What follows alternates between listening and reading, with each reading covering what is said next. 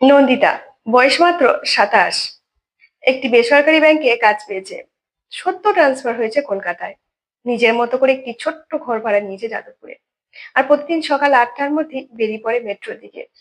প্রথম দিনই দেখা হয়েছিল এক বৃদ্ধ রিক্সাওয়ালার সঙ্গে। চামড়া কুঁচকে গেছে, সাদা দাড়ি, কিন্তু চোখে ছিল এক অদ্ভুত শান্তি। বাবলি, কোথায় যাবে? গড়িয়া মেট্রো কাকু। চলো, বসে পড়ো, আরাম করে পৌঁছে দেবো। তারপর থেকে প্রায় প্রতিদিনই ওর সঙ্গেই যেত নন্দিতা। একই রিক্সা, একই হাসি, ধীরে ধীরে অভ্যাসে পরিণত হলো ওর। রিক্সা জ্যামে আটকে গেলে কাকু বলতেন, তাড়াহুড়ো করো না মা। জীবনও ঠিক এমনই, যত তাড়াহুড়ো করবি ততই সুন্দর মুহূর্তগুলো হাতছাড়া হয়ে যায়। একদিন নন্দিতা দেখলো কাকুর হাত কাঁপছে। কাকু, শরীরটা ঠিক আছে? একটু জ্বর মা, কাজ বন্ধ করলে খাওয়াও বন্ধ হয়ে যাবে, তাই বেরোতেই হলো। নন্দিতা বলল, কাল আমি ভাড়া দেবো না, তুমি ওষুধটা খাও। বৃদ্ধ হেসে উত্তর দিলেন, তুই আমার যাত্রী, তোর হাসিটাই আমার ওষুধ। সেদিন সন্ধ্যায় বৃষ্টি পড়ছিল টিপটিপ করে। অফিস থেকে দেরি করে বেরিয়েছিল নন্দিতা। পুরো রাস্তাটা কাদা।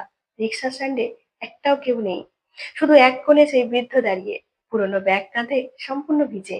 কাকু, তুমি এখনো দাঁড়িয়ে আছো? তোকে তো বলেছিলাম মা, তোকে অন্ধকারে ফেলে যাব না। রিক্সায় বসে নন্দিতা দেখলো কাকু কাঁপছে, কিন্তু নিজের ছাতাটা ধরে রেখেছে এমন ভাবে যেন তার মেয়ে ভিজে না যায়। পরদিন সকালে পড়ে এলো, ম্যাডাম, ওই রিক্সাওয়ালা কাকু হাসপাতালে ভর্তি, আপনার নামটা লেখা ছিল ওর পকেটে। নন্দিতা দৌড়ে পৌঁছে গেল। ডাক্তার বললেন, পরিবার নেই, কেউ দায়িত্ব না নিলে চিকিৎসা করা সম্ভব নয়। এক মুহূর্ত না ভেবে ফর্মে লিখে দিল, নন্দিতা ঘোষ, মেয়ে।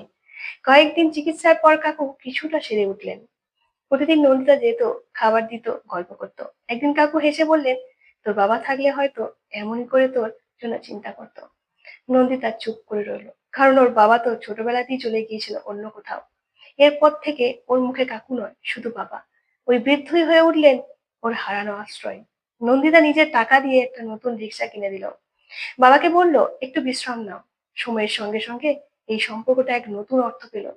নন্দিতা কয়েকজন বন্ধুর সঙ্গে মিলে একটা ছোট্ট ট্রাস্ট খুললো, চলো বাড়ি ফাউন্ডেশন, যেখানে শহরের বৃদ্ধ রিক্সাওয়ালা, ঠেলাওয়ালা, গাড়ি চালকেরা বিনামূল্যে খাওয়া আর ওষুধ পান।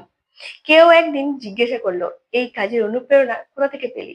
নন্দিতা হেসে বলল, একজন বৃদ্ধ আমাকে শিখিয়েছিলেন, বাবা হওয়ার জন্য রক্তের নয়, হৃদয়ের বন্ধন লাগে। বছরখানেক পর সেই বৃদ্ধ আর ফেরেননি। নন্দিতা তার রিকশার হাতলে ফুল রেখে লিখেছিল, ধন্যবাদ বাবা, তুমি আমাকে শিখিয়েছো সম্পর্ক জন্মে না রক্তে না, জন্মায় করুণায়। আজও নন্দিতা ট্রাস্টের সামনে সেই রিক্সাটায় রাখা আছে। প্রতিদিন কেউ না কেউ সেখানে বসে খায়। নন্দিতা মনে মনে ভাবে, বাবা নিশ্চয়ই এখানেই আছেন, চুপচাপ হাসছেন। শেষে একটা কথাই বলা যায়, সব সম্পর্ক রক্ত দিয়ে গড়ে ওঠে না, কখনো কখনো এক ফোঁটা মমতা, একটুখানি সহানুভূতি, আর একজোড়া ক্লান্তি চোখের হাসি মানুষকে নতুন করে বাঁচতে শেখায়। গল্পটি ভালো লাগলে লাইক শেয়ার কমেন্ট করতে একদম ভুলবে না।